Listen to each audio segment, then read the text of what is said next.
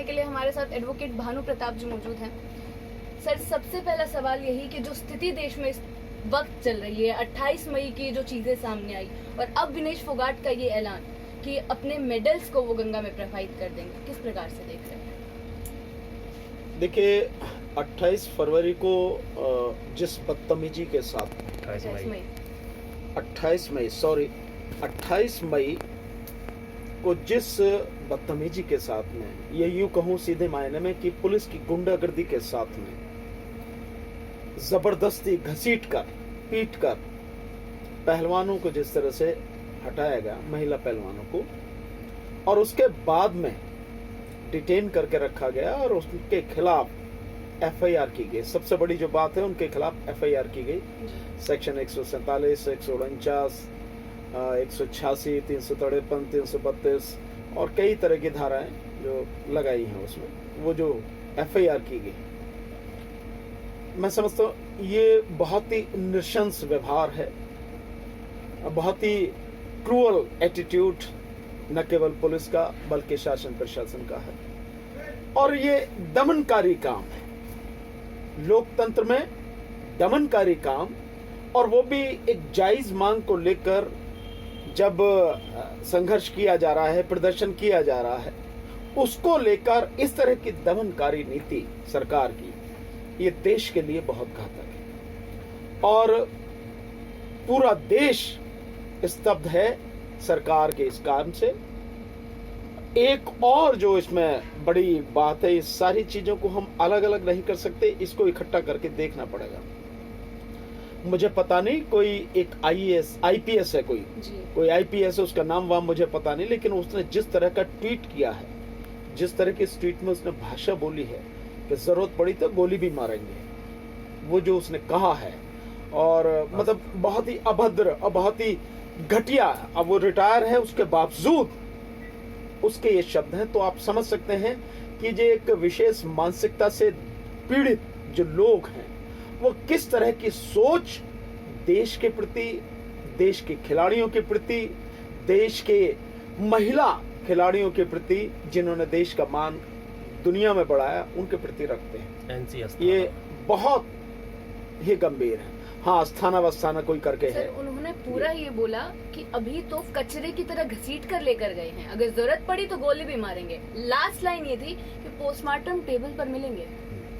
तो आप इससे ज्यादा जो आपने बताई है कि घसीट कर, कचरे की तरह घसीट कर लेके गए हैं, जरूरत पड़ी तो गोली मारेंगे और आखिर बार पोस्टमार्टम टेबल पर मिलेंगे। मैं समझता हूँ किसी एक रिटायर अधिकारी के दिमाग में कितनी सड़ांध भरी होगी, कितनी नफरत, कितनी घृणा, सब वो जल रहा होगा जिसने ये सारी बातें कही हैं, और उसको ये कहने की जरूरत नहीं है। तुम तो रिटायर हो गए, तुम्हारा तो कोई लेना देना भी नहीं, कोई काम भी नहीं तुम्हारा। ये दर्शाता है कि तुम किस तरह की एक धार्मिक और जातिवादी मानसिकता, दूषित मानसिकता से पीड़ित हो। इन हालात में पहलवानों के पास ऑप्शन ही क्या था?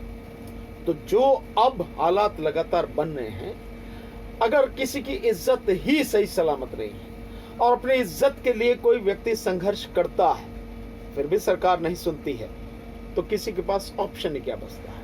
उसे संघर्ष ही करना पड़ेगा। मतलब आप कहना चाह रहे हैं कि पहले भी सर विनेश फोगाट ने ये बोला था कि इस मेडल का क्या फायदा, जब उनकी प्रशासन के साथ भिड़त हुई थी।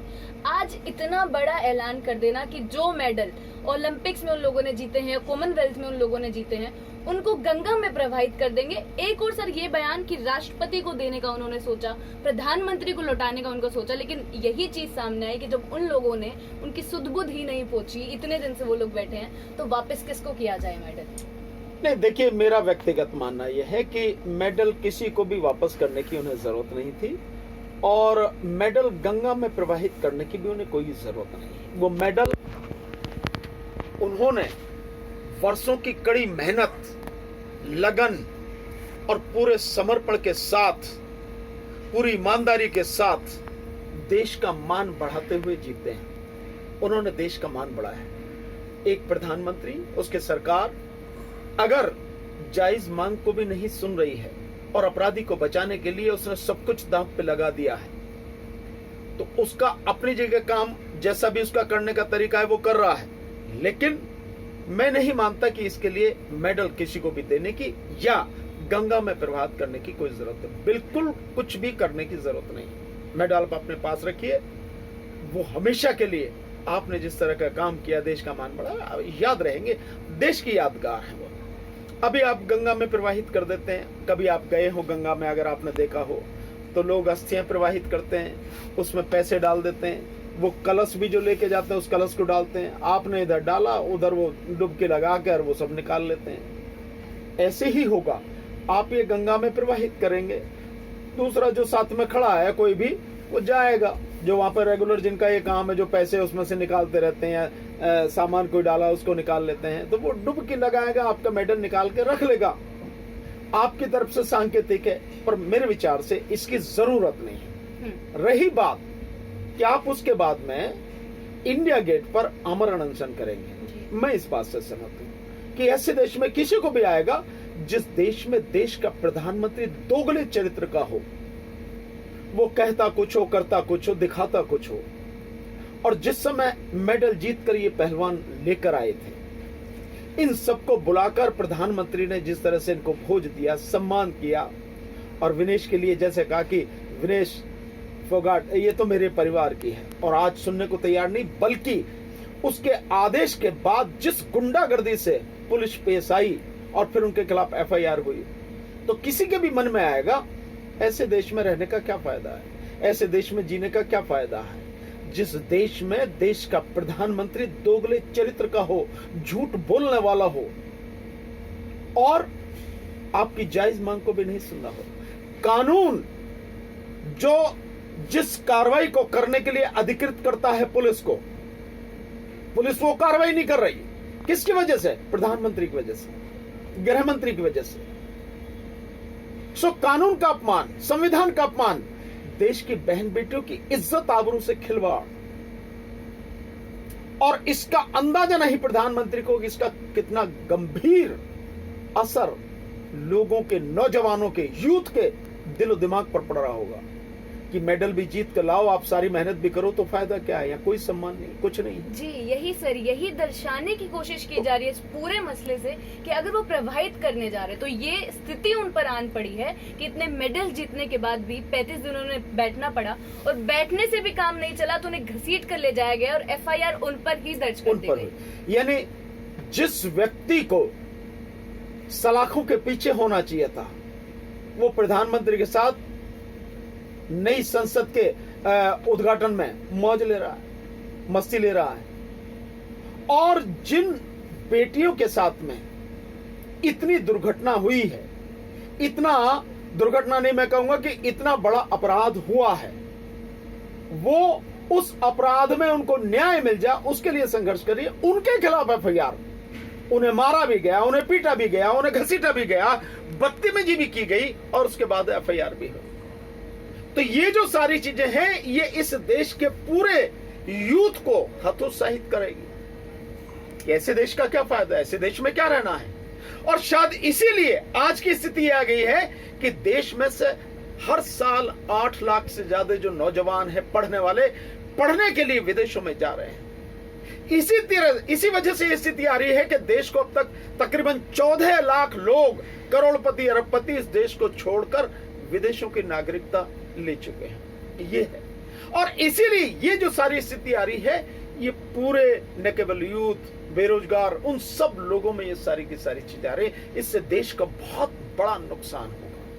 जी सर, आप बोल तो रहे हैं कि लोगों में आक्रोश होगा, बिल्कुल, और देखने को भी मिला जिस प्रकार से सोशल मीडिया पर लोग सामने आए, उन्होंने अपनी बात रखी। लेकिन एक तबका सर ऐसा भी सामने आया, जब हमने पोस्ट के कमेंट्स पढ़े, वो लोग बोले थे कि बैरिकेडिंग कूदने की क्या जरूरत थी, या नए संसद की तरफ अगर जाएंगे तो ये हालात तो होंगे ही ना। देखिए, अलग अलग मानसिकता के लोग रहते हैं, अलग अलग मानसिकता के, लेकिन जो लोग संघर्ष करते हैं, जो आंदोलन करते हैं, जिस समय वो संघर्ष आंदोलन होता है उस समय की क्या परिस्थिति होती है, वो लोग जो नहीं करते आंदोलन उन्हें पता नहीं है, और घर बैठे ये सलाह दे देना। और विशेषकर इस तरह के जो लोग हैं, मैं मानता हूं कि वो कहीं ना कहीं गोदी मीडिया के समर्थक, या यूं कहो कि अंधभक्त हैं।